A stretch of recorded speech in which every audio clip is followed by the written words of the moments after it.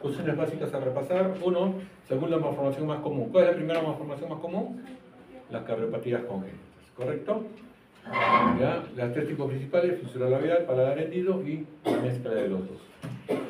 ¿Correcto? Factores varón-mujer, 3-1, 2-1, varón-mujer. Un riesgo es edad o edad alta o por encima de 35 años para quedar embarazada. Y su prevalencia, unos 700 niños. ¿Ya? 25% labial, 25% hendido, 50% ambos. Tiene una etiología, generalmente acá hablamos de los sindrómicos. Sindrómicos son de diferentes, que están relacionados con alteraciones congénitas genéticas. Entonces, el Van der Waals, el más común, es porque tiene sus dos hoyitos, acuérdense. Si un paciente tiene esos dos hoyitos y una fisura, es un síndrome de Van der Waals. El Stickler tiene otras alteraciones en la formación de huesos y formación de la cara, pero el más común, que siempre hablamos, es el Treacher-Collins. ¿Ya? Con respecto a los factores ambientales, la nicotina, alcohol y exposición a algunos medicamentos. ¿Ya? Y en los genéticos, bueno, se habla también que si un papá o mamá tiene fisura palatina, el niño tiene un 25% de ser fisura palatina. ¿Ya? Si mamá y papá tienen fisura palatina, tiene un 50% de ser fisura palatina. ¿Ya? Esa es la parte de factores genéticos. En la embriología, bueno, bien dicho, a partir de entre la cuarta y octava semana se forma toda la zona de nasal y palatina, ¿no? Generalmente el fallo en el paladar, para el labio hendido, el fallo es entre sexta y séptima semana. Para el paladar, entre octava a 12ª semana. Hablamos de formación paladar primario y formación paladar secundario en ambas, ¿no? Y ahí vemos qué es lo que se altera, la fusión de los maxilares, procesos nasales, mediales y en el otro lado los procesos palatinos, que es lo que nos forma en la fisura palatina. Un ejemplo, una fotografía muy bonita que nos hace entender un poquito mejor cómo es que se cierra todo. Como se dice, en pareja, hasta la nariz se ha cerrado en par, no es que ha salido una sola nariz. ¿Ya? Puntos a considerar. Muy importante para mí, el banda simonar, línea blanca. El arco de Cupido, ¿ya? El filtro o vermellón, todos esos son los principales. La línea roja para determinar el reborde inferior del labio, pero principalmente esos son. La banda simonar es uno de los puntos más importantes porque es lo que tenemos que reparar al final de cuentas para que nos quede una nariz más adecuada junto con un labio más adecuado. ¿Ya? Miniforma, microforma, mini microforma, realmente esto es toda una confusión para todos. ¿Ya? Porque el dibujo es casi muy parecido entre entre estos dos y muchos forman la miniforma y la microforma. Esta sería una miniforma, pero no llega la lesión a comprometer la parte superior, solo se queda hasta aquí. Esta es una verdadera miniforma. Una microforma sí puede llegar a la cortadura a nivel cutiano mermellón, o sea, hasta acá arriba, pero una elevación del arco Cupido de menor de 30 milímetros. La clasificación, incompleto, completo, más me gusta esta forma de verlo porque es mucho más entendible, ¿no? Un incompleto es cuando la banda simonar se mantiene intacta. Completo cuando compromete la banda simonar. Y el LPH o labio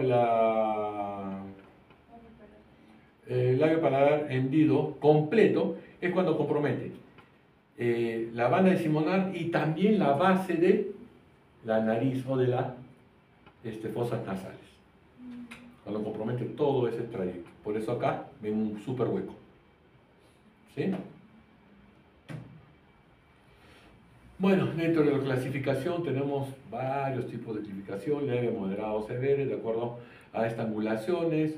Hay un programa Outreach Surgical de Lima, Perú, en el cual el doctor Rosell ha dado una clasificación un poco difícil de entender, pero cuando se logra entender realmente es mucho más fácil de poder comunicarse con otros cirujanos plásticos o cirujanos dedicados a este tipo de cirugías para poder dar una mención más rápida de qué patología tiene el niño que incluye no solo el tipo de fisura completo y completo, todo eso, sino también la gravedad. Y esa es lo importante en esta clasificación Utrecht, que nos habla de la gravedad de la fisura. Y eso se basa en todos los parámetros que está hablando su compañero. Otro esquema es, que si se dan cuenta, el esquema de Kennerman, pero el esquema de Kennerman no me habla de gravedad, simplemente por dónde se va la fisura. Pero no me habla qué tan distendido o qué tan separado está. En cambio, Utrecht me habla de la nariz, labio, paladar primario, paladar secundario y sus deficiencias. ¿No? Esa es la diferencia entre estos. ¿Ya? El paladar hendido, otra clasificación. Esta es la clasificación más simple que hay. ¿Ya? Y de acuerdo a esta clasificación es que se dan los tratamientos quirúrgicos que su compañera explicaba. Porque para este tipo no podemos utilizar un furlo, o para este tipo no podemos utilizar otra técnica quirúrgica para poder repararlo. Y ahorita lo vamos a ver. Bueno, las dificultades, ya saben, no pueden hablar bien, la dentición es un complejo. Y como dijo su compañera, esto es multidisciplinario. Y es a lo largo de varios años. No es de que en una cirugía o en dos cirugías se soluciona el problema. ¿Ya? Bueno, el diagnóstico, si es posible prenatal, a partir de la 12ª semana ya se puede ver alguna alteración. En el postnatal apareció con la fisura labial. Pero tenemos muchas fisuras, especialmente palatinas, que son invisibles, como la fisura palatina posterior, ¿no? ¿Ya? Como acá la niña, como lo muestra, ¿no? Entonces ella sí va a tener problemas para hablar, porque en la fisura palatina posterior, ¿qué es lo que tenemos? Al músculo. O el paladar secundario, ¿no? El músculo. Y si el músculo no está bien unido, no va a poder hablar bien. Correcto, bueno, cirugía maxilofacial, cirugía plástica, diferentes son los diferentes tipos de especialistas que van viendo todas estas patologías. Generalmente, según este protocolo de atención, bueno, el primer año de vida cierre la fisura labial y cierre también fisura palatina. Las fechas, esto sí se acuerdan, acuérdense bien, ¿no? Generalmente la fisura labial entre 3 a 6 meses, fisura palatina entre 12 a 18 meses. Ya a partir de del segundo año ya no nos dedicamos ya ni fisura labial ni palatina, sino nos dedicamos a los dientes. ¿Ya? Entonces, ahí es donde se hace, los dentistas empiezan a revisar y empiezan a ver también alteraciones en la formación o en el desarrollo del paladar. Ya entre los 6 a 12 años ya empieza ya también la parte ortodóntica y en muchas ocasiones también comienza la parte de lo que es, podemos hablar de la parte nasal correctiva final. Y ya entre 13 y 18 años ya hacemos todo lo que es nariz. Y ya a partir de los 18 años ya la parte ortognática. ¿Qué significa ortognática? De la zona del maxilar. ¿Qué pasa? En muchos pacientes que son que tienen fisura labial, tienen una hipoplasia del maxilar superior. Y eso hace que su maxilar, haya una prominencia del maxilar inferior, que pareciera que estuviera una mandíbula prominente. Entonces lo que se hace ya cirugías en las cuales hacen una distracción del maxilar anterior o maxilar superior para que encaje con el maxilar inferior. ¿Ya? Manejo prequirúrgico, como hizo su compañera, esto es muy importante. Antes de operarse, cumplir la regla de los 10, que son en números o ingleses, que diga, ¿no? En referencias inglesas, ¿no?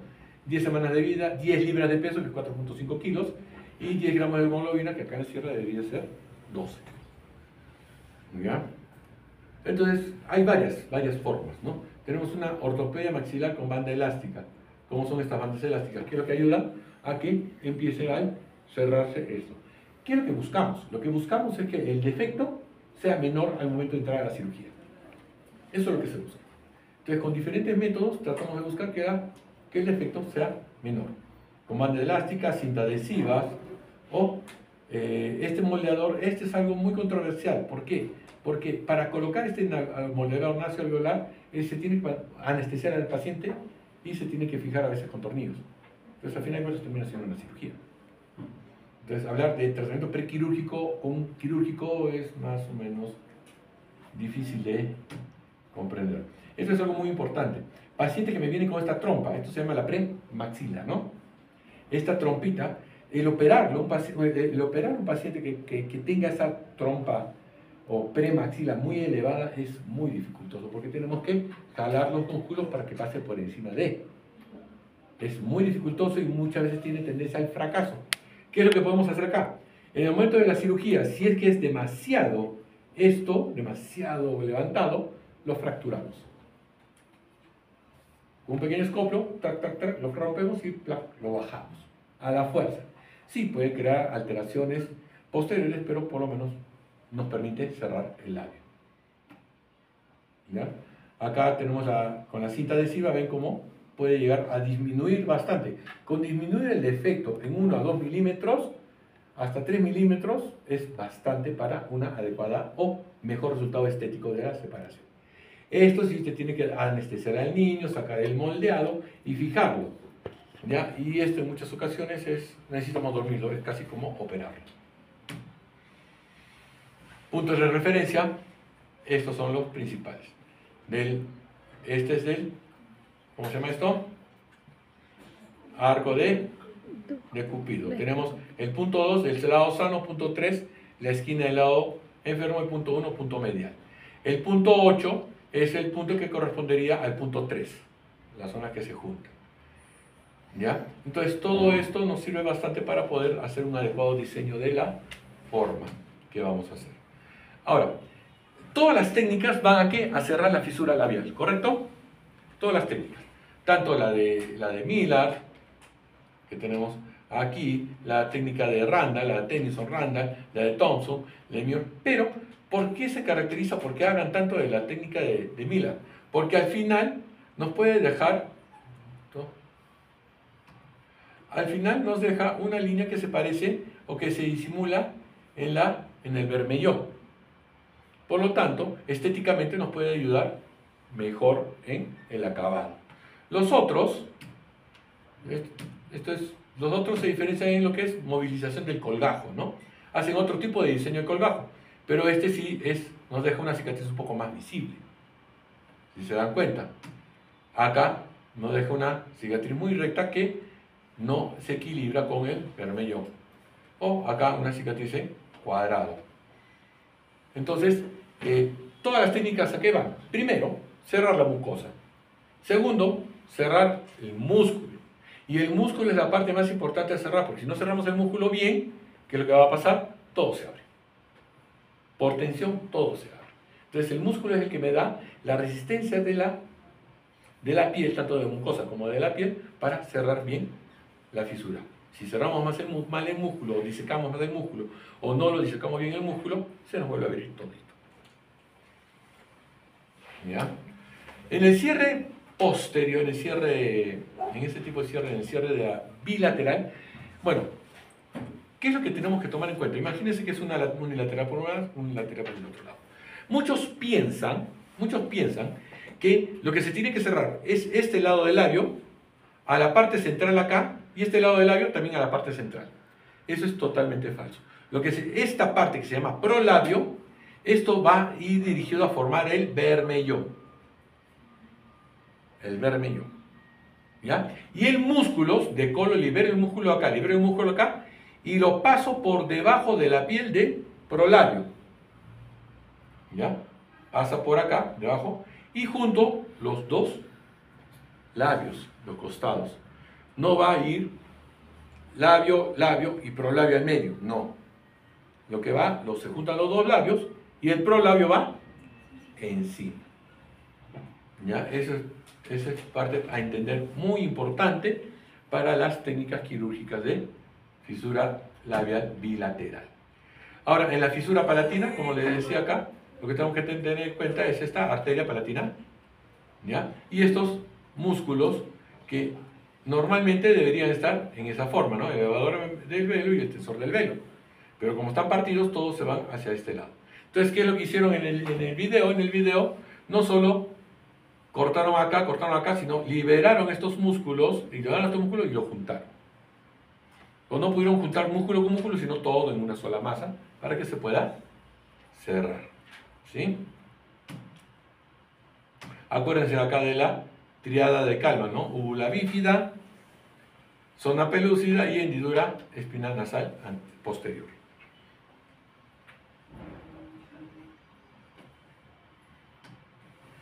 Entonces tenemos bueno, el manejo, este es un manejo prequirúrgico, la placa palatina obturadora. ¿Para qué? Y esto también, no hablamos de un manejo prequirúrgico, ¿por qué? Porque para instalar esto tenemos que ponerle sus tornillitos, y para poner sus tornillitos tenemos que dormirlo. Y para dormirlo entonces es una operación. Entonces ahí viene siempre algunos dicen, personalmente a mí no me parece que también sea tratamiento prequirúrgico, sino un tratamiento quirúrgico, podría ser previo, tratamiento quirúrgico inicial, un tratamiento quirúrgico temprano, algo así, ¿no? Para colocar esas placas. Y se van cambiando cada 3 semanas. Bueno, la cirugía, y como dije, no es generalmente es después de los 12 meses. Esta parte es muy subjetiva. Uno de los grandes problemas de los fracasos de las cirugías de fisura palatina es cuando se hacen entre 6 a 12 meses. Porque las estructuras no están bien formadas y no sostienen bien todo y se puede romper fácilmente. Entonces, por eso, personalmente, yo recomiendo generalmente operar al niño después de entre 12 a 18 meses. ¿Ya? Y en ese sentido se pierde la oportunidad de hablar en forma correcta. En cierto sentido no pasa eso, salvo a partir de los 18 meses. A partir de los 18 meses sí, ya los niños ya han aprendido a hablar. ¿Ya? Pero ustedes cuando hablan, cuando mencionan una palabra, una letra o hacen una frase, no piensan qué músculos mueven. Simplemente se mueven, ¿no? No lo piensan, se mueven. Y eso es el aprendizaje no consciente de qué músculo mover.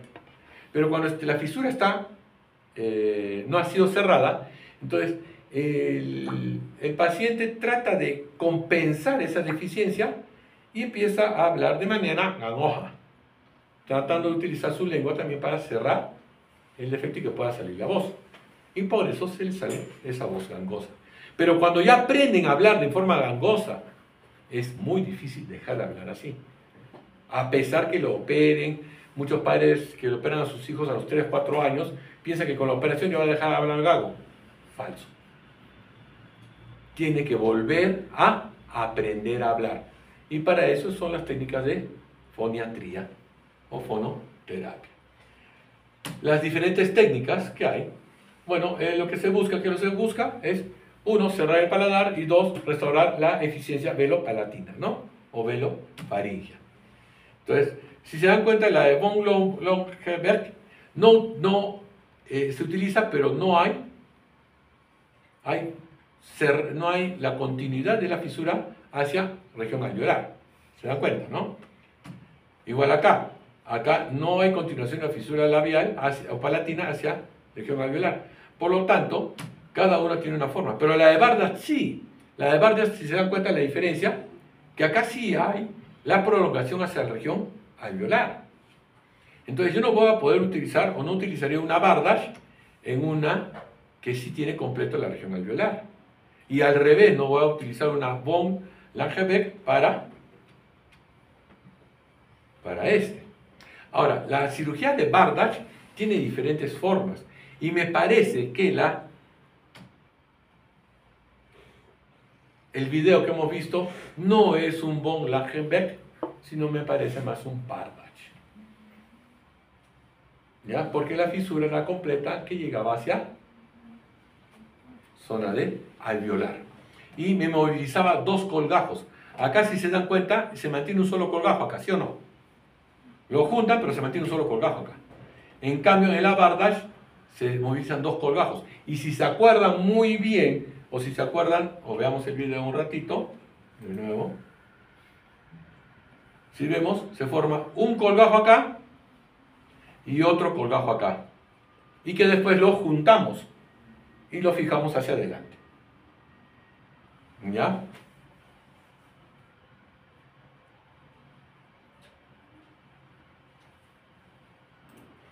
¿Correcto? Entonces esas son las diferentes técnicas que nos ayudan. Acá, como vemos, siempre es la fisura de la arteria palatina mayor, ¿no? Y nunca se olviden de cerrar la parte muscular, que eso es muy importante. Un segundito, disculpen. ¿Aló? La técnica de Furlow es una técnica que generalmente se utiliza para fisuras labiales secundarias, que diga palatinas secundarias, ¿ya? En la cual ya se ha perdido dos cosas. Uno, la integridad de los tejidos, porque todo es una fibrosis, por eso son cirugías secundarias. Y segundo, la integridad muscular. Ya no sabemos dónde está el músculo, si se pegó para arriba, para abajo, para izquierda, para derecha. Son ya cuando son secundarias, cuando ya son operados y si aún hemos tratado de cerrarlas, o estamos tratando de cerrarlas por segunda vez. ¿Ya? Y por eso se hace la cetoplastía para cerrar. ¿Y por qué una cetoplastía? Porque me garantiza todavía la longitud del el velo faríngeo. Porque si lo cerramos uno con otro, muchas veces esto se queda muy cortito y se queda ineficiente. Entonces, si utilizamos esta técnica de la cetoplastía, nos va a quedar todavía un velo falatino eficiente. ¿Correcto? Esa es la técnica de Furlow. Bueno, las complicaciones tempranas y tardías, ¿no? La principal complicación tardía es la cicatrización. Ese es nuestro problema. Después tenemos las fístulas, que es una complicación bastante común. Alteración de la mordida porque ha variado tanto el desarrollo de maxilar superior y maxilar inferior, pero superior es el que más se altera. Y la insuficiencia velofaríngea, que a pesar de haber sido operado, sigue hablando de forma gangosa. ¿Ya? Y las tempranas, lo más común es el sangrado y las dehiscencias. Eso es lo que a mí me pone loco. Correcto. ¿Alguna duda? ¿Alguna duda, miedo, temor, pánico, terror? Ya, 5 minutos de descanso y avanzamos con la siguiente.